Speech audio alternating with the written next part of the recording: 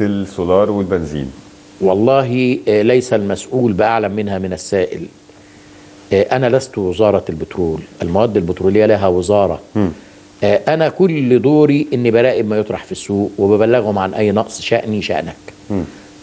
وهم يطرحون ما لديهم. وفي بعض الأحيان وزارة البترول بتقول وزارة التموين هي اللي مسؤولة عن إيه؟ عن مشكلة نقص الوقود. إزاي؟ هم في بعض التصريحات بيقولوا ده. يقولوا، بس أنا دوري رقابي. أنا لا أنتج مواد بترولية ولا اسم وزارة البترول، مش كده ولا إيه؟ وما عنديش ابار ولا عنديش بيتم ابلاغهم بكل. انا يومي في تواصل بيني وبينهم، على فكره في تعاون تام بيننا وبين الوزارات الاخرى، لان احنا على فكره برضه ده مش تهرب من المسؤوليه. احنا حكومه واحده ومسؤوليه تضامنيه، بس هي الفكره كلها ان لكل منا تخصص ولكل منا شنطه وحقيبه بيتولى مسؤوليته. طيب والدعم بتاع البنزين بيتبع انهي وزاره؟ يتبع الوزاره المسؤوله عنه، وزاره البترول. تمام. طيب حضرتك عندك اي فكره ازاي هتتعامل الدوله مع الازمه بتاعه البنزين والسولار بعد انتهاء الدعم الخليجي؟ بعد انتهاء احنا حاليا ما عندناش ازمه بنزين وسولار. ده بسبب الدعم الخليجي. لما يعني هينتهي هذا الدعم هل هنواجه مشكله على أخرى؟ فكره وقبل الدعم الخليجي احنا كان عندنا اعتماد في الموازنه. يعني المشكله كلها ان كان في جزء من المواد البترولية بيهرب بمعرفة الحكومة القائمة إلى دول جوار. النهاردة احنا منعنا الكلام ده.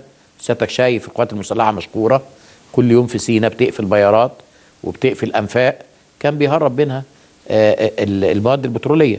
حرس الحدود أيضا النهاردة بيعمل على الحدود الغربية والجنوبية لمصر لمنع التهريب.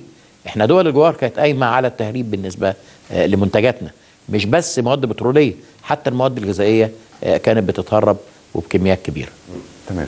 طيب منظومة اسطوانة البوتاجاز بالكوبونات. والله احنا كوزارة تموين احنا جاهزين من ايام حكومة الدكتور علي مصلحي، والبنات مطبوعة وعندنا موزعينها على مديريات التموين. احنا بس الفكرة كلها بننسق مع وزارة البترول، لما تقول لنا اوكي هنطبقها، لان هي اللي بتنتج وهي اللي بتعبي وهي اللي بتوزع.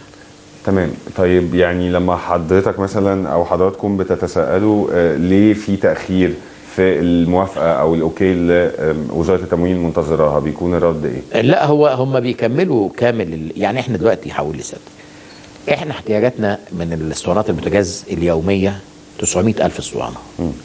لما بيحصل دروب يومين 48 ساعه بتحصل ازمه تقعد لها شهر توابع.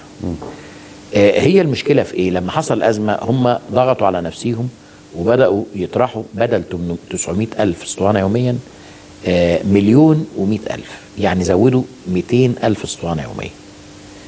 واخد بال سيادتك؟ حينما يستقر ويتشبع السوق، يتشبع لأن في طلب زايد غير مبرر دلوقتي، هنبدأ نطبق موضوع. واحنا على فكرة احنا أرجعناه لفبراير، فإن شاء الله يمكن في أول فبراير نبدأ نطبق. طب وفي